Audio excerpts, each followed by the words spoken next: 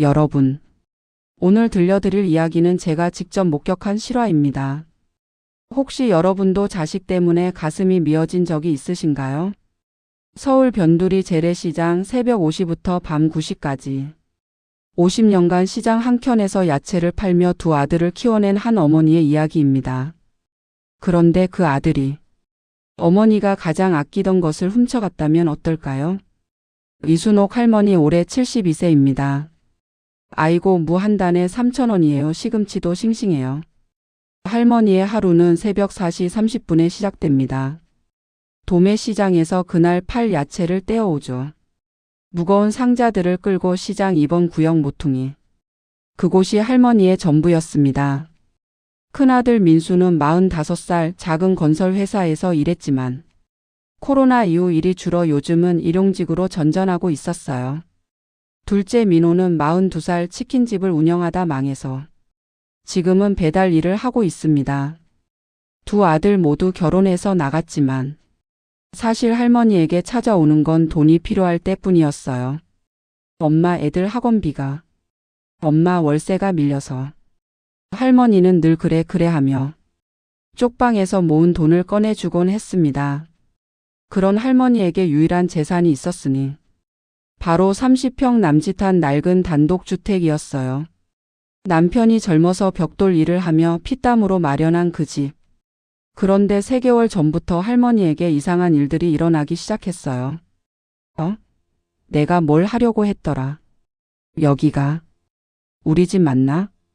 시장에서도 계산을 자꾸 틀리고 손님이 준 돈을 어디 뒀는지 기억을 못하고 어느 날은 가스불을 켜놓고 깜빡 잠들기도 했어요.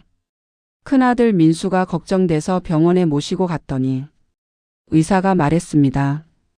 초기 치매 증상이 보입니다. 지금부터 약물 치료를 시작하시면 진행을 늦출 수 있어요. 다만 비용이 만만치 않습니다. 한 달에 치료비만 200만 원. 할머니의 야채 장사 수입으로는 도저히 감당할 수 없는 금액이었어요. 민수는 밤잠을 설쳤습니다. 어머니의 기억이 하루하루 사라져가는데 돈이 없어서 치료를 못 받는다니. 그러던 어느 날 밤 할머니가 새벽 장보기에서 돌아왔을 때 집이 이상했어요. 서랍이 뒤져져 있고 중요한 서류들이 없어졌어요.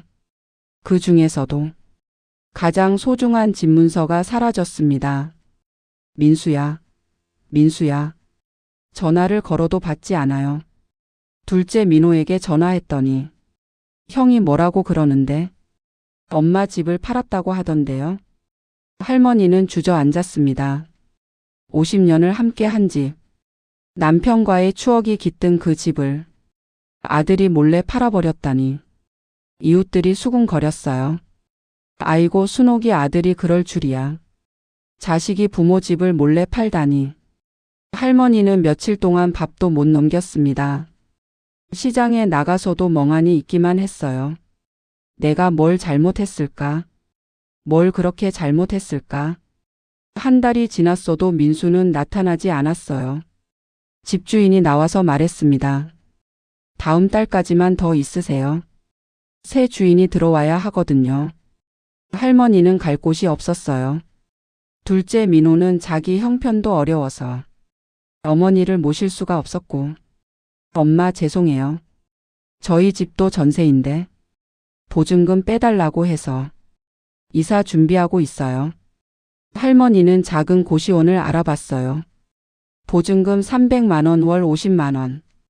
야채 장사로는 간신히 월세나 낼 수 있는 수준이었죠. 그런데 더 큰 문제는 치매가 점점 심해지고 있다는 거였어요.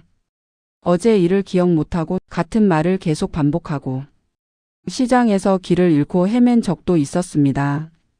내 아들이 왜 이럴까? 할머니는 매일 밤 울었어요. 그런데 정확히 2달 후 예상치 못한 곳에서 진실이 밝혀집니다. 할머니가 병원에서 치매 검사를 받는데 간호사가 이상한 말을 하는 거예요. 어머니 치료비는 이미 6개월치가 선납되어 있어요. 매달 정기적으로 입금되고 있고요. 네? 그게 무슨... 간호사가 컴퓨터를 확인하며 말했습니다. 입금자가 김민수 씨네요. 그리고 여기 메모가 어머니가 모르게 해달라고 적혀 있어요. 할머니는 믿을 수가 없었어요. 그 순간 병원 복도에서 익숙한 목소리가 들려왔어요. 간호사님, 어머니 상태는 어떤가요? 약값이 더 필요하면 말씀해 주세요. 바로 민수였습니다. 할머니보다 10살은 늙어 보이는 수척해진 민수가 거기 있었어요. 민수야, 너. 민수는 어머니를 보자 눈물이 터졌습니다. 엄마, 죄송해요. 집을 팔 수밖에 없었어요. 엄마 치료비가 너무 비싸서. 알고 보니 민수는 집을 판 돈으로 어머니의 치매 치료비를 1년치 미리 냈고 작은 전셋집도 마련해 뒀던 거예요. 엄마가 걱정하실까봐, 엄마가 미안해 하실까봐 말씀을 못 드렸어요. 민수 자신은 고시원에서 살면서 새벽부터 밤까지 일용직을 뛰고 있었어요. 어머니의 치료비를 벌기 위해서요. 아들아, 미안하다. 엄마가 너를 오해했구나. 할머니와 민수는 그 병원 복도에서 한참을 끌어안고 울었습니다. 지금 두 모자는 15평 남짓한 작은 전셋집에서 함께 살고 있어요. 할머니는 치료 덕분에 많이 좋아지셨고 민수는 어머니 곁을 지키며 더 열심히 일하고 있습니다.